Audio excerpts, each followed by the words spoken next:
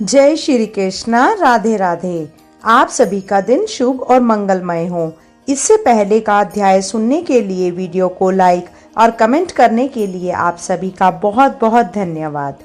आज सुनिए कार्तिक मास महत्म में आगे का अध्याय।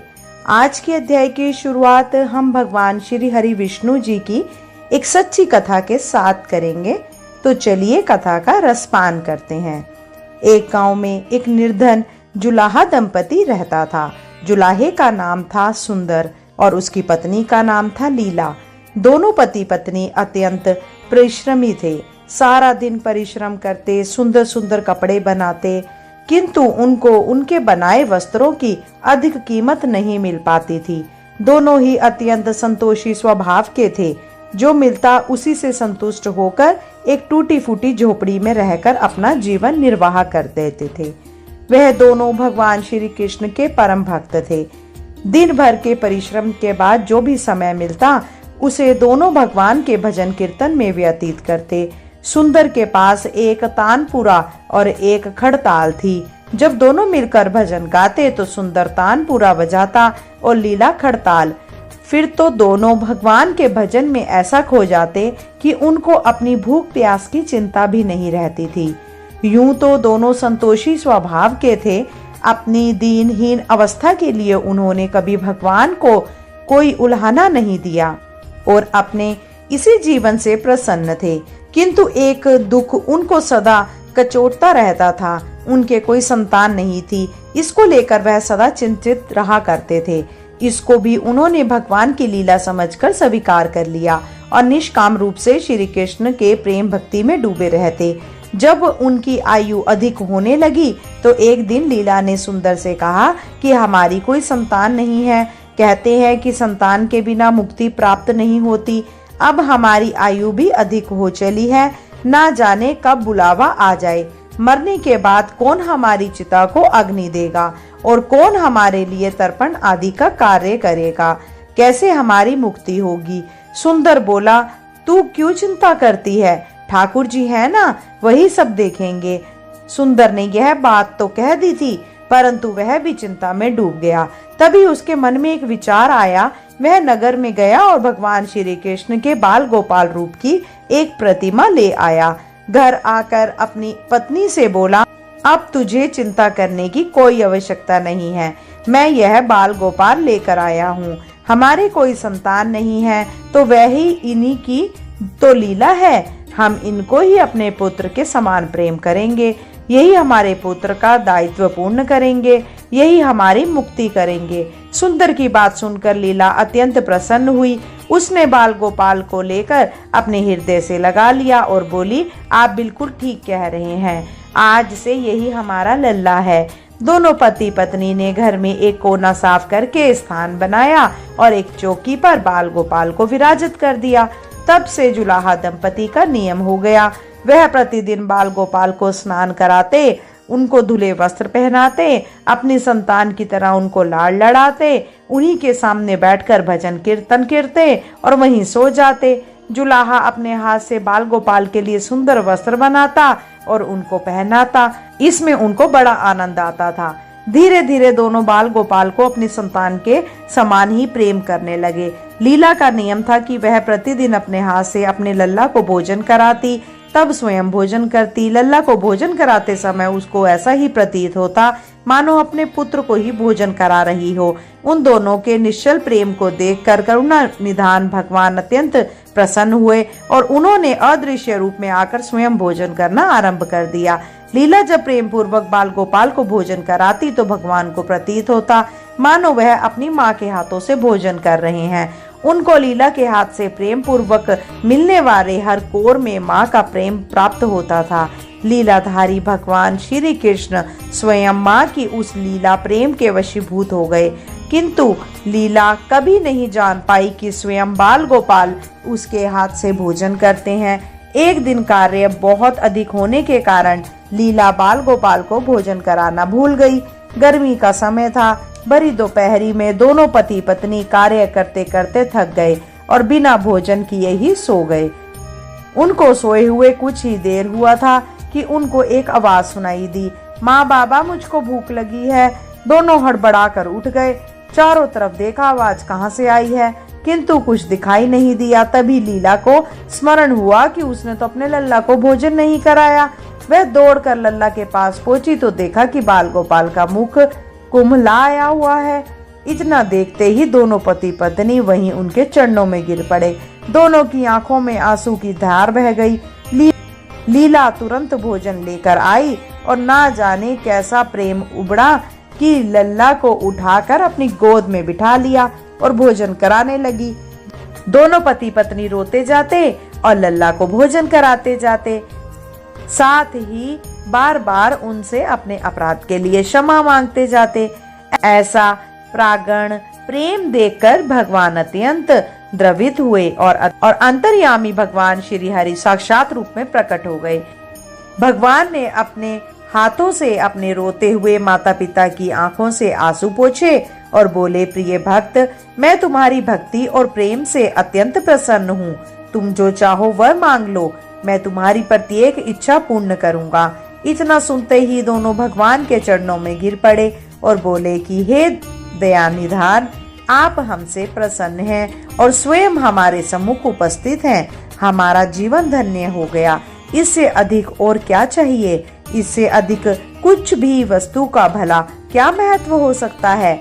आपकी कृपा हम पर बनी रहे, बस इतनी कृपा करें। श्री हरि बोले, यदि तुम चाहो तो मैं तुम्हारे जीवन में संतान के अभाव को समाप्त करके तुम्हें एक सुंदर संतान प्राप्त करूंगा।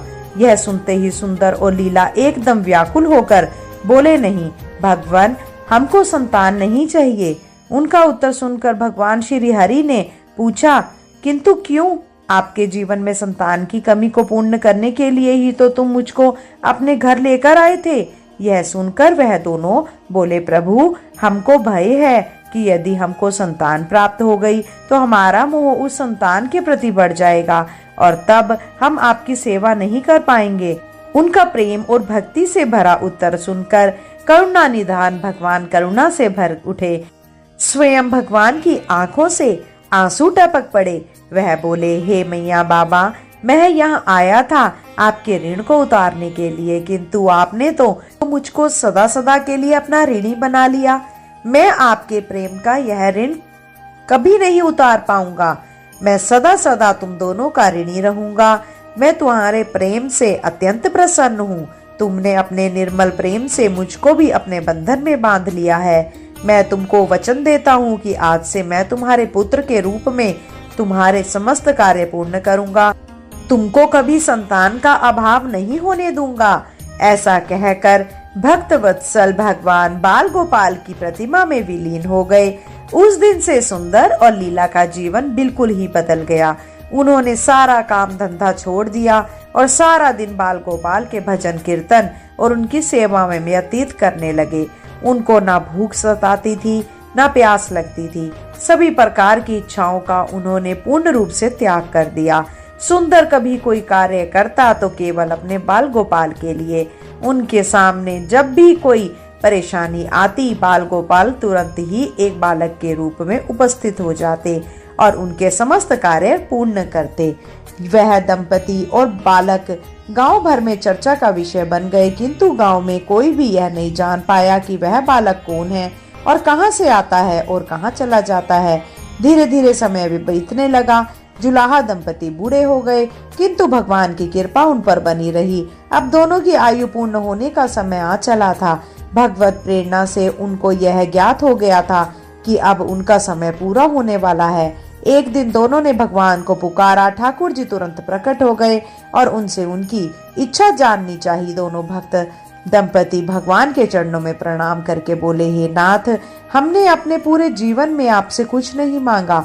अब जीवन का अंतिम समय आ गया है, इसीलिए आपसे कुछ मांगना चाहते हैं। भगवान बोले, निसंकोच अपनी कोई भी इच्छा कहो, मैं वचन देता हूँ कि तुम्हारी प्रत्येक इच्छा को पूर्ण करूंगा। तब बालक गोपाल के आघात प्रेम में डूबे। वह वृद्ध दंपति बोले, हे नाथ, हमने अपने पुत्र के रूप में आपको देखा और आपकी सेवा करी। आपने भी पुत्र के समान हमारी सेवा की। अब वह समय आ गया है जिसके लिए कोई भी माता पिता पुत्र की कामना करते हैं, हे दीन बंधु, हमारी इच्छा है कि हम दोनों पति पत्नी के प्राण एक साथ निकलें। और हे दया निधान, जिस प्रकार एक पुत्र अपने माता पिता का अंतिम क्रिया करता है, उनको मुक्ति प्रदान करता है, उसी प्रकार हे परमेश्वर, हमारी अंतिम क्रिया आप अपने हाथों से करें और हमको मुक्ति प्रदान करें। श्री हरि ने दोनों को उनकी इच्छा पूर्ण करने का वचन दिया और बाल गोपाल के विग्रह में विलीन हो गए। अंत में वह दिन आ गया जब प्रत्येक जीव को यह शरीर छोड़ना पड़ता है। दोनों वृद्ध दंपति बीमार पड़ गए। उन दोनों की भक्ति की चर्चा गांव भर में थी, इसीलिए गांव के लोग उनका हाल चाल जानने उनकी झोपड़ी पर पहुंचे। किंतु उन दोनों का ध्यान तो श्री हरि में रम चुका था। उनको नहीं पता था कि कोई आया भी है। नियत समय पर एक चमत्कार हुआ और जुलाहे की झोपड़ी एक तीव्र और अलौकिक प्रकाश से भर गई। वहां उपस्थित समस्त लोगों की आंखें बंद हो गई। किसी को कुछ भी दिखाई नहीं पड़ रहा था। कुछ लोग तो झोपड़ी से बाहर आ गए, कुछ वहीं धरती पर बैठ गए। श्री हरि अपनी दिव्य चतुर्भुज रूप में प्रकट हुए। उनकी अप्रियतम शोभा समस्त सृष्टि को आलोकित करने वाली थी। वातावरण में एक दिव्य सुगंध भर गई। अपनी मंद मंद मुस्कान से अपने उन भक्त माता पिता की तरफ देखते रहे। उनका यह दिव्य रूप देखकर दोनों वृद्ध अत्यंत आनंदित हुए। अपने दिव्य दर्शनों से दोनों को तृप्त करने के बाद करुणा निधान लीलाधारी समस्त सृष्टि के पालनहार भगवान श्री हरि विष्णु जी ने वहीं उन दोनों के निकट धरती पर ही उनके सराहने बैठ गए। भगवान ने उन दोनों भक्तों का सर अपनी गोद में रखा, उनके शीश पर प्रेम पूर्वक अपना हाथ रखा। तत्पश्चात अपने हाथों से उनके नेत्र बंद कर दिए। तत्काल ही दोनों के प्राण निकलकर श्री हरि में विलीन हो गए। पंचभूतों से बना शरीर पंचभूतों में विलीन हो गया। कुछ समय बाद जब उस दिव्य प्रकाश का लोप हुआ तो सभी उपस्थित ग्रामीणों ने देखा कि वहां ना तो सुंदर था, ना ही लीला थी और ना ही बाल गोपाल थे। शेष थे तो मात्र कुछ पुष्प जो धरती पर पड़े थे और एक दिव्य सुगंध जो वातावरण में चहूं और फैली थी। विस्मित ग्रामीणों ने श्रद्धा से उस धरती को नमन किया। उन पुष्पों को उठाकर शीश से लगाया और सुंदर लीला की भक्ति और गोविंद के नाम का गुणगान करते हुए चल दिए। उन पुष्पों को श्री गंगा जी में विसर्जित करने के लिए जय श्री हरि विष्णु भगवान की जय। हे विष्णु भगवान, जैसे आपने दोनों दंपतियों पर अपनी कृपा बरसाई, हे मेरे कृष्ण भगवान, ऐसी ही कृपा सब पर बरसाना। चलिए श्रोताओं, अब सुनते हैं कार्तिक मास के महात्म्य का अध्याय 10वां। मायापति नारायण के चरणों में शीस नवाए। 10वां अध्याय कार्तिक लिखो नारायण राय। राजा पृथु बोले, हे ऋषि श्रेष्ठ नारद जी, आपको प्रणाम है। कृपया अब यह बताने की कृपा करें कि जब भगवान शंकर ने अपने मस्तक के तेज को क्षीर सागर में डाला तो उस समय क्या हुआ? नारद जी बोले, हे राजन, जब भगवान शंकर ने अपना वह तेज क्षीर सागर में डाल दिया तो उस समय वह शीघ्र ही बालक होकर सागर के संगम पर बैठकर संसार को भय देने वाला रुदन करने लगे। उनके रुदन से संपूर्ण जगत व्याकुल हो उठा। लोकपाल भी व्याकुल हो गए। चराचर चलायमान हो गया। शंकर सुमन के रुदन से संपूर्ण ब्रह्मांड व्याकुल हो उठा। यह देखकर सभी देवता और ऋषि मुनि व्याकुल होकर ब्रह्मा जी की शरण में गए और उन्हें प्रणाम कर उनकी स्तुति करने लगे। उन सभी ने ब्रह्मा जी से कहा कि हे पितामह, यह तीनों बहुत ही विकट परिस्थिति उत्पन्न हो गई है। हे महायोगिन, इनको नष्ट कीजिए। देवताओं के मुख से इस प्रकार सुनकर ब्रह्मा जी सत्यलोक से उतरकर उस बालक को देखने के लिए सागर तट पर आए। सागर ने ब्रह्मा जी को आता देखकर उन्हें प्रणाम किया और बालक को उठाकर उनकी गोद में दे दिया। आश्चर्यचकित होते हुए ब्रह्मा जी ने पूछा, हे सागर, यह बालक किसका है? शीघ्रता पूर्वक कहो। सागर विनम्रता पूर्वक बोला, प्रभु, यह तो मुझे ज्ञात नहीं है, परंतु मैं इतना अवश्य जानता हूँ कि यह गंगा सागर के संगम पर प्रकट हुआ है। इसीलिए हे जगत गुरु, आप इस बालक का जात कर्म आदि संस्कार करके इसका जातक फल बतलाइए। नारद जी राजा पृथु से बोले। सागर ब्रह्मा जी के गले में हाथ डालकर बार बार उनका आकर्षण कर रहा था। फिर तो उसने ब्रह्मा जी का गला इतनी जोर से पकड़ लिया कि उससे पीड़ित होकर ब्रह्मा जी की आंखों से अश्रु टपकने लगे। ब्रह्मा जी ने अपने दोनों हाथों का जोर लगाकर किसी प्रकार सागर से अपना गला छुड़वाया और सागर से कहा कि हे सागर सुनो, मैं तुम्हारे इस पुत्र का जातक फल कहता हूँ। मेरे नेत्रों से जो यह जल निकलता है, इस कारण इसका नाम जलंधर होगा। उत्पन्न होते ही यह तरुणावस्थ हो जाएगा और इसीलिए यह सब शास्त्रों का पारगामी, महापराक्रमी, महावीर, महाशाली, महायोद्धा और रण में विजय प्राप्त करने वाला होगा। यह बालक सभी दैत्यों का अधिपति होगा। यह किसी से भी पराजित ना होने वाला और भगवान विष्णु को भी जीतने वाला होगा। भगवान शंकर को छोड़कर यह सबसे अवश्य होगा। जहाँ तक कि इसकी उत्पत्ति हुई है, यह वहीं जाएगा। इसकी पत्नी बड़ी पवित्रता, सौभाग्यशालिनी, सर्वांग सुंदरी, परम मनोहर, मधुर वाणी बोलने वाली और शीलवान होगी। सागर से इस प्रकार कहकर ब्रह्मा जी ने शुक्राचार्य को बुलवाया और उनके हाथों से बालक का राज्याभिषेक कराकर स्वयं अंतर्ध्यान हो गए।